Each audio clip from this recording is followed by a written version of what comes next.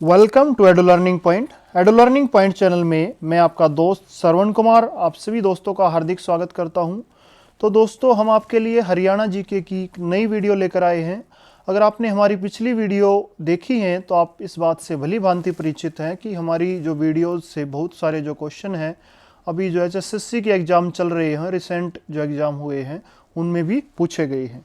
तो आप हमारी वीडियो को पूरा देखिए। तो चलिए वीडियो शुरू करते हैं। और वीडियो शुरू करने से पहले हम आपको याद दिलाना चाहेंगे, अगर आप हमारे चैनल से नए जुड़े हैं तो हमारे चैनल को सब्सक्राइब करना बिल्कुल भी ना भूलें और बेल आइकन जरूर दबाएं, जिससे आने वाले वीडियो की नोटिफिकेशन आपको तुरंत मिल जाए। हमारा पहला क्वेश्चन है, बेटी बचाओ बेटी पढ़ाओ अभियान की हरियाणा राज्य की ब्रांड एम्बेसडर हैं। तो हमारे यहाँ पर जो राइट आंसर होगा ये होगा ऑप्शन नंबर 3, साक्षी मलिक। जो साक्षी मलिक कुश्ती खिलाड़ी हैं, ये इस अभियान की ब्रांड एम्बेसडर हैं। साक्षी मलिक के बारे में थोड़ा और जान लेते हैं। ये वर्ष 2016 की 58 kg में ये इन्होंने क्या है, जो ओलंपिक में इन्होंने ब्रॉन्ज मेडल इन्होंने हासिल किया है। वर्ष 2016 का जो ओलंपिक था, उस ओलंपिक में। और इसके साथ साथ इन्हें राजीव गांधी खेल रत्न अवार्ड से भी इन्हें सम्मानित किया गया है। जो राजीव गांधी खेल रत्न अवार्ड है, उससे भी इन्हें सम्मानित किया जा चुका है। तो चलिए नेक्स्ट क्वेश्चन है हमारा, हरियाणा में सबसे कम वन क्षेत्र किस जिले में पाया जाता है। तो हमारा यहाँ पर जो राइट आंसर होगा ये होगा ऑप्शन नंबर 2, पलवल। पलवल जिले में सबसे कम वन क्षेत्र पाया जाता है 29 वर्ग किलोमीटर में। अगर सबसे अधिक वन क्षेत्र की हम बात करें तो सबसे अधिक वन क्षेत्र पाया जाता है पंचकुला जिले में, और कितना है वो 384 वर्ग किलोमीटर। तो चलिए अगला क्वेश्चन है दोस्तों, हरियाणा में सिंचाई की दृष्टि से महत्वपूर्ण नदी कौन सी है। तो हमारा यहाँ पर जो राइट आंसर होगा वो होगा ऑप्शन नंबर 2, यमुना नदी। यमुना नदी हरियाणा में सिंचाई के लिए सबसे महत्वपूर्ण नदी है, और इसे हरियाणा की सदानीरा नदी, सदानीरा के लिए जो हमेशा ये बहती रहती है। और यमुना नदी के उद्गम स्थल की अगर बात करें तो ये यमुनोत्री जो हिमनद है उत्तराखंड में, वहां से इसका उद्गम स्थल है। तो चलिए अगला क्वेश्चन है दोस्तों, किस नदी का उद्गम स्थल ढोसी की पहाड़ी है। कई बार HSSC एग्जाम में ये क्वेश्चन पूछा गया है। तो हमारा राइट आंसर यहां पर होगा, ये होगा ऑप्शन नंबर 3, दोहन नदी। चलिए अगला क्वेश्चन है, इस क्वेश्चन को ऐसे भी पूछा जा सकता है दोस्तों कि कौन सी ऐसी नदी है जो शिवालिक की पहाड़ियों से नहीं निकलती है। ठीक है, यह भी ये क्वेश्चन पूछा गया था, हमारे जो ग्राम सचिव का भी एग्जाम हुआ था जनवरी में। इसमें पूछा गया था कि कौन सी नदी शिवालिक की पहाड़ियों से नहीं निकलती। तो हमारा जो राइट आंसर होगा वो होगा दोहन नदी। तो चलिए अगले क्वेश्चन की तरफ चलते हैं दोस्तों, हरियाणा में शीत ऋतु में होने वाली वर्षा का प्रमुख कारण है। तो हमारा यहाँ पर जो राइट आंसर होगा वो होगा ऑप्शन नंबर 3, पश्चिमी विक्षोभ। हरियाणा में जो शीत ऋतु में वर्षा होती है वो पश्चिमी विक्षोभों से होती है। और पश्चिमी विक्षोभ कहाँ से उठते हैं, वो फारस की खाड़ी से। वो पश्चिमी विक्षोभ फारस की खाड़ी से उठते हैं, जिनके कारण हरियाणा में वर्षा होती है।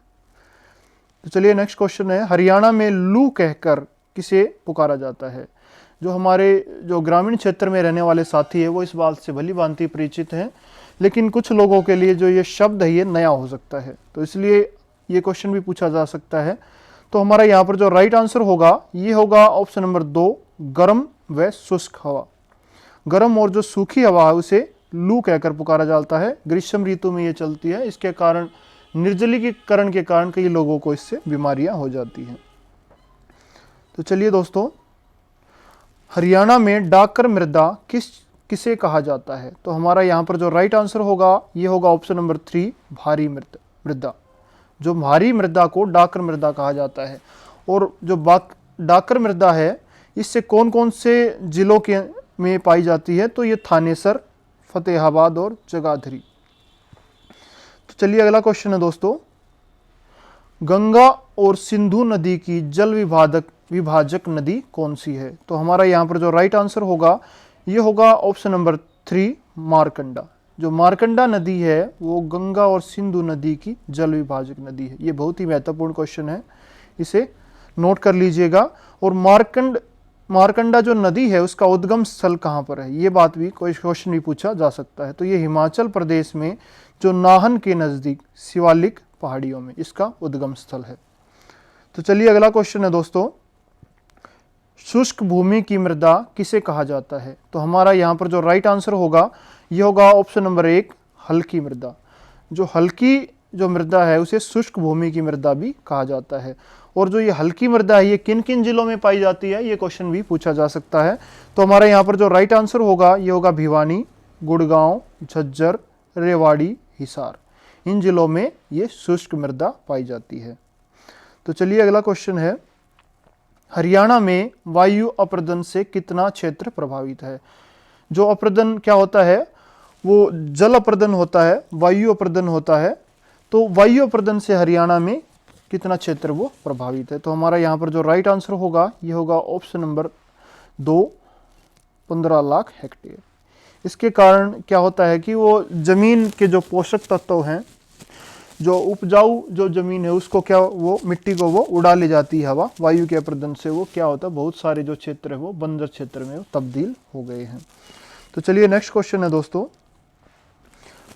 हरियाणा में ग्रीष्म ऋतु का औसत तापमान कितना है? तो हमारा यहाँ पर जो राइट आंसर होगा ये होगा ऑप्शन नंबर 2, 35 डिग्री सेल्सियस।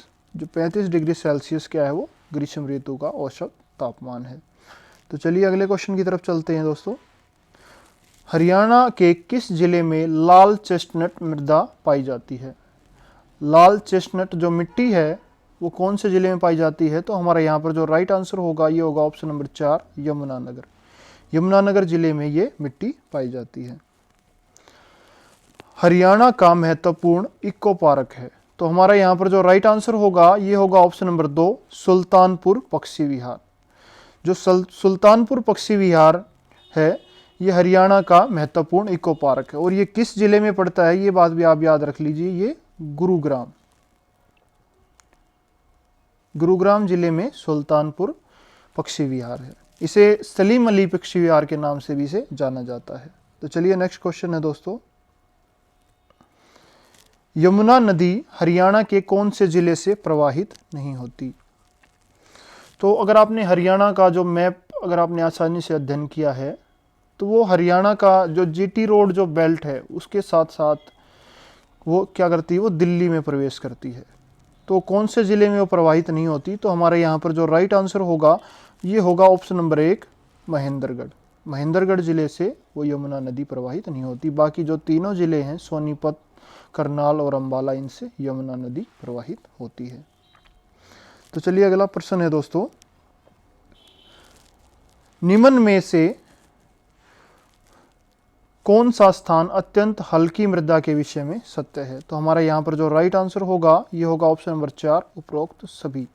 जो हल्की जो मृदा होती है उसमें ये सभी जो गुण हैं ये पाए जाते हैं। उसमें चूने की जो मात्रा वो ज़्यादा होती है, वनस्पति तत्वों का उसमें अभाव होता है और भारी मात्रा में अपर्दन होता है। अत्यंत हल्की होने के कारण वो हवा के साथ क्या वो उड़ जाती है। तो चलिए अगला क्वेश्चन है दोस्तों, दक्षिणी पश्चिमी पवनों से हरियाणा में कौन से महीने में वर्षा होती है? तो दक्षिणी पश्चिमी पवने हैं, आपने देखा था कि पश्चिमी विक्षोभ है वो कब करते हैं, वो शीत ऋतु में वो वर्षा करते हैं। तो दक्षिणी पश्चिमी पवने हैं उनसे हरियाणा के कौन से महीने में वर्षा होती है? तो हमारा यहाँ पर जो राइट आंसर होगा ये होगा ऑप्शन नंबर 3, जुलाई से सितंबर। तो आप सभी दोस्तों को हमारा ये वीडियो ज़रूर पसंद आया होगा, तो हमारे वीडियो को ज़्यादा से ज़्यादा लाइक कीजिए और वीडियोज़ को शेयर कीजिए, जिससे जो दूसरे दोस्त हैं उनको भी ज़्यादा से ज़्यादा फ़ायदा हो सके। नेक्स्ट वीडियो में फिर मैं आपसे मिलता हूँ, तब तक के लिए धन्यवाद।